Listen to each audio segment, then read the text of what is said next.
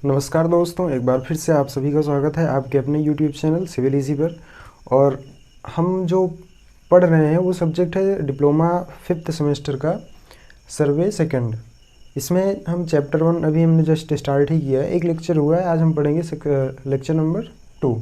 पहले लेक्चर में हमने कंटूरिंग के बारे में पढ़ा था, कंटूरिंग होती क्या है, और कंटूर लाइन के बारे में पढ़ा था। बस उसमें थोड़ा सा ही पार्ट हुआ था। इसमें हम पढ़ेंगे next topic, purpose of contouring. Contouring का उद्देश्य क्या होता है, क्लियर।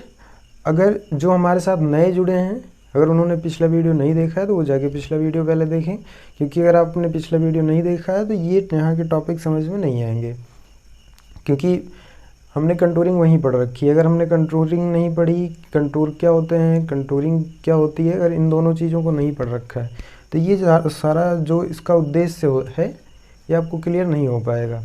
अगर आपने केवल कंटूरिंग की डेफिनेशन पढ़ ली तो वहीं से ये चीज़ भी क्लियर हो जाएगी। तो आइए स्टार्ट करते हैं पर्पस ऑफ कंटूरिंग।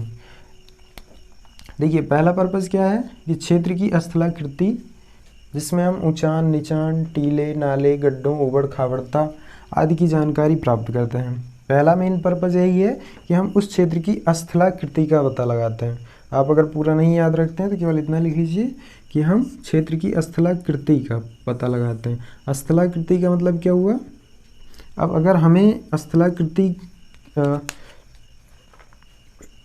का मतलब पता है तो हम ये लाइन पूरी समझ जाएंगे इजीली। आइए इसको समझते हैं। स्थलाकृति को अगर हम थोड़ा सा तोड़ के पढ़ें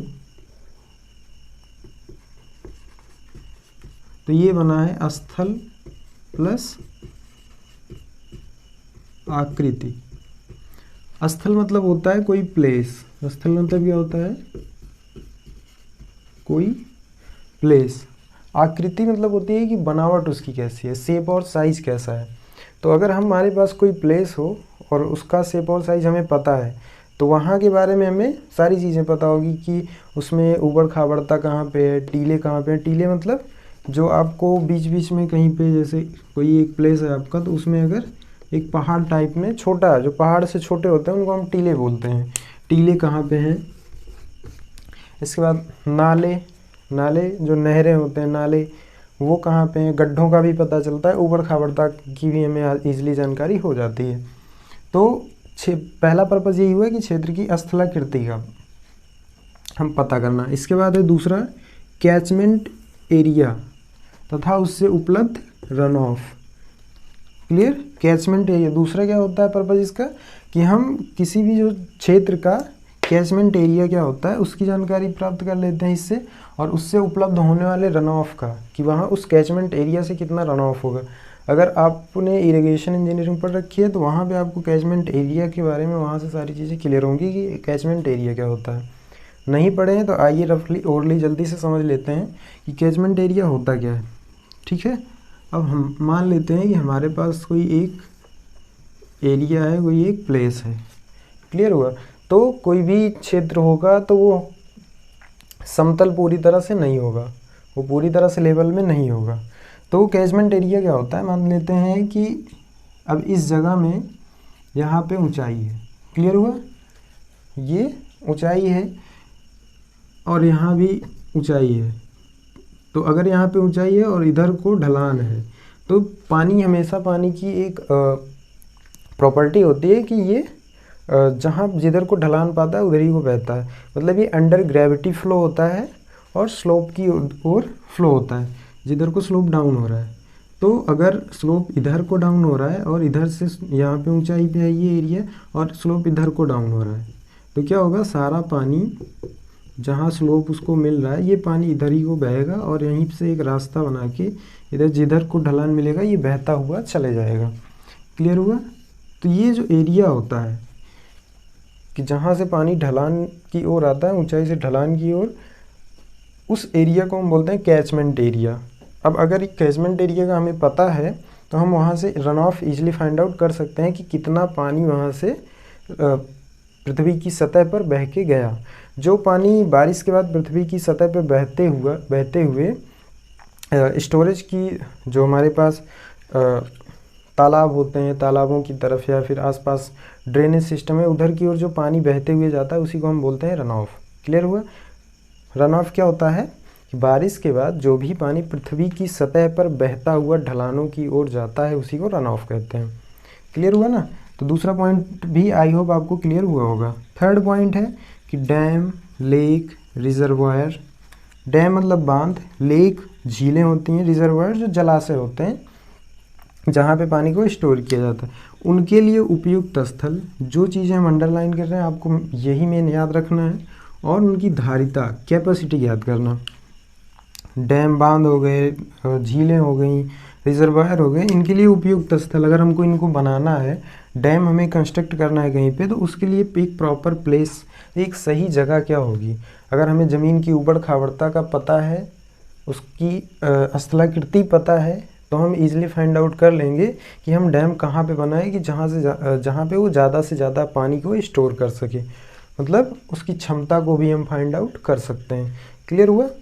और ये किसकी वजह से संभव है, कंटूरिंग की वजह से। अगर हमें कंटूरिंग कर रखी है तो उसकी हेल्प से हम ये सारी चीज़ें फाइंड आउट कर सकते हैं। क्लियर हुआ ना। अगर कंटूरिंग नहीं पता है आपको तो हम एक बार फिर से रिपीट करेंगे, आप जाके पिछला लेक्चर देखिए और उसके बाद ये लेक्चर देखेंगे तो आपको सारी चीज़ें एकदम आसानी से समझते हुए चली जाएंगी। इसके बाद है फोर्थ पॉइंट कि संचार लाइनों। देखिए आपको केवल एक चीज़ याद रखनी है यहाँ से कि संचार लाइनों के संरेखण में, क्या, संचार लाइनों के संरेखण में। जब भी हम संचार लाइन बोलते हैं, ट्रांसमिशन लाइन बोलते हैं, तो हमारे माइंड में आता है बिजली। हम बिजली के जो खंभे होते हैं, इनसे जो तारें बिछी होती हैं, इन्हीं को हम संचार लाइन समझते हैं, लेकिन ऐसा बिल्कुल भी नहीं है।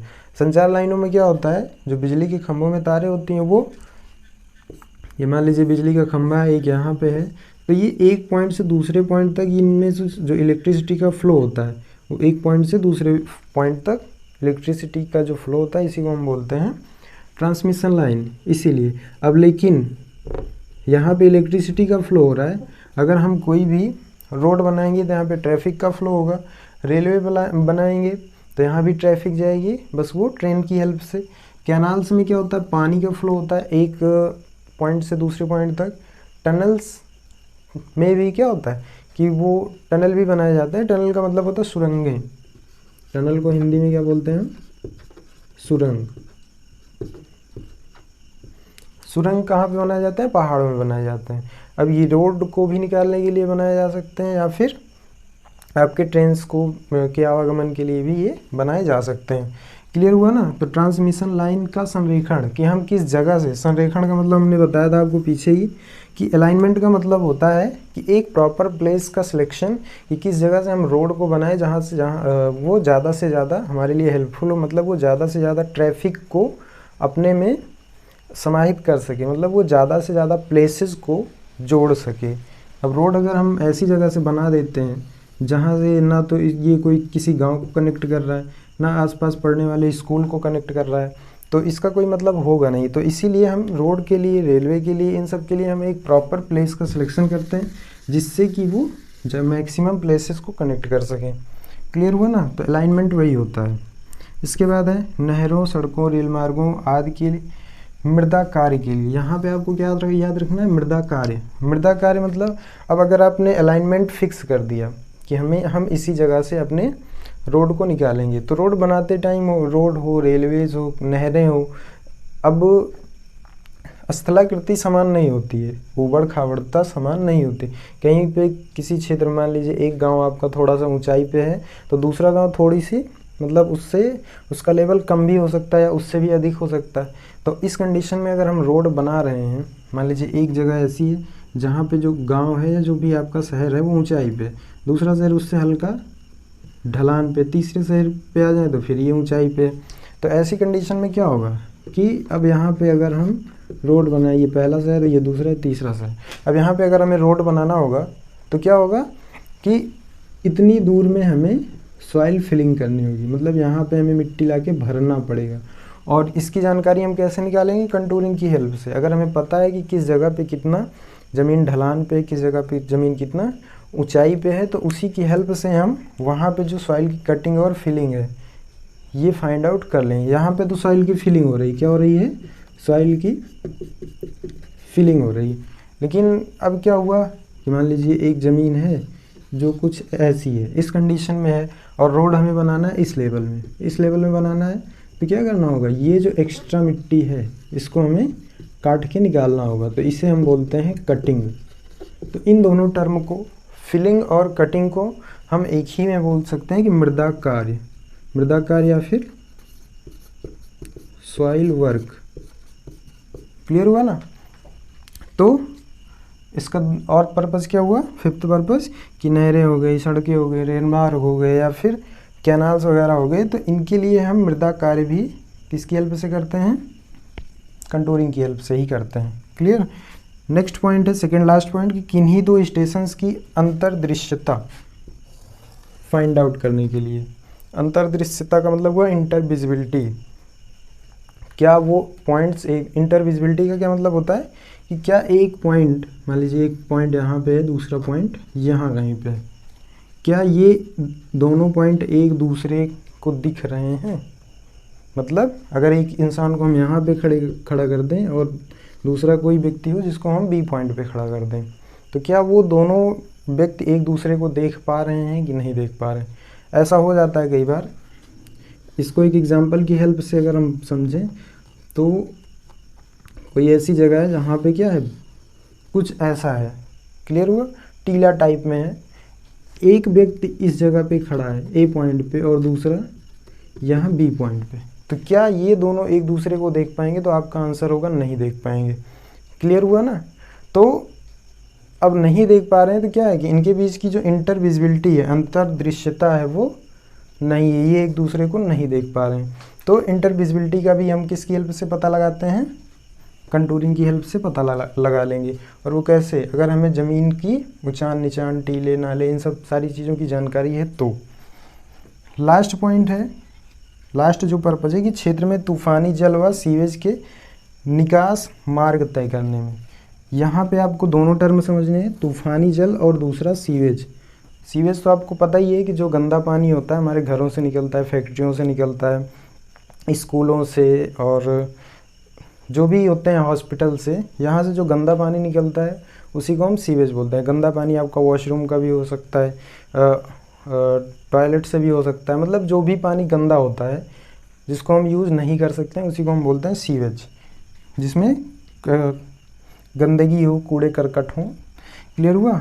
उसके बाद तो इसको अगर हम समझे तो क्या बोल रहे हैं कि क्षेत्र में तूफानी जल व सीवेज के निकास मार्ग तय करने में। जो नॉर्मल पानी है उसको आप सिंपल सा एक ड्रेनेज देखिए, एक नाली देखिए, आप निकाल सकते हैं, लेकिन तूफ़ानी जल बोल रहे हैं। तूफ़ानी जल का मतलब यहाँ ये बिल्कुल नहीं हुआ कि तूफ़ान के साथ जो जल आता है, इसका मतलब ये बिल्कुल भी नहीं हुआ। तूफ़ानी जल का मतलब ये हुआ, जैसे जो क्रिकेट देखते हैं उनको ये चीज़ पता होगी, तूफ़ानी का मतलब अगर कोई चीज़ तेज़ी के साथ हो जा रहा है, मतलब एक हमारी जो एक्सपेक्टेशंस होते हैं उससे अधिक, उम्मीद से ज़्यादा, जिसे हम बोल दें। क्रिकेट प्रेमियों को ये पता होगा, जैसे कई बार कोई खिलाड़ी अगर वो ज़्यादा रन मार देता है कम बॉल पे, तो कि वो क्या बोलते हैं हम उसको कि तूफ़ानी पारी खेल गया। ऐसे ही क्या होगा कि कम टाइम में अगर अधिक बारिश हो जा रही है तो इससे हमारी फ्लड कंडीशंस बन जाती हैं, मतलब बाढ़ जैसी स्थितियां बन जाती हैं। तो बाढ़ जैसी स्थितियां ना बनने पाएँ इसके लिए हम क्या करते हैं कि प्रॉपर ड्रेनेज सिस्टम बनाते हैं, नालियों की व्यवस्था करते हैं या नालों की व्यवस्था करते हैं। जो गंदा पानी होता है इनके लिए नॉर्मल से नाले बना दिए जाते हैं, गंदे नाले जिन्हें बोलते हैं, और तूफ़ानी जल को निकालने के लिए इनके लिए भी ड्रेनेज सिस्टम बिठा दिया जाता है एक प्रॉपर प्लेस के लिए। अब नाली आप बना रहे हैं तो उसके लिए भी क्या होगा, कंटूरिंग की हेल्प ली जाती है, क्योंकि नाली आप ऐसी जगह से बनाएंगे जहाँ से पानी आराम से ढलान की ओर बहता हुआ चला जाए। क्लियर। तो ये इतने पॉइंट, इतने पर्पज़ हैं टोटल कंटूरिंग के। आई होप आपको सारे पर्पज़ क्लियर हुए होंगे। अगर कोई भी किसी भी पर्पज़ में आपको कहीं भी प्रॉब्लम है तो आप कमेंट बॉक्स में जाके कमेंट कर सकते हैं, और अपना फीडबैक ज़रूर दीजिएगा कि आपको वीडियो कैसा लगा, क्या आपके लिए वीडियो इन्फॉर्मेटिव था या नहीं था। तो आई होप आपको वीडियो पसंद आया होगा। मिलते हैं नेक्स्ट वीडियो में। आज के लिए इस वीडियो में बस इतना ही, और नेक्स्ट वीडियो में नेक्स्ट जो हमारा टॉपिक होगा वो होगा कंटूर इंटरवल। हम पढ़ेंगे कंटूर इंटरवल। तो अभी के लिए इस वीडियो में बस इतना ही। जय हिंद, जय भारत।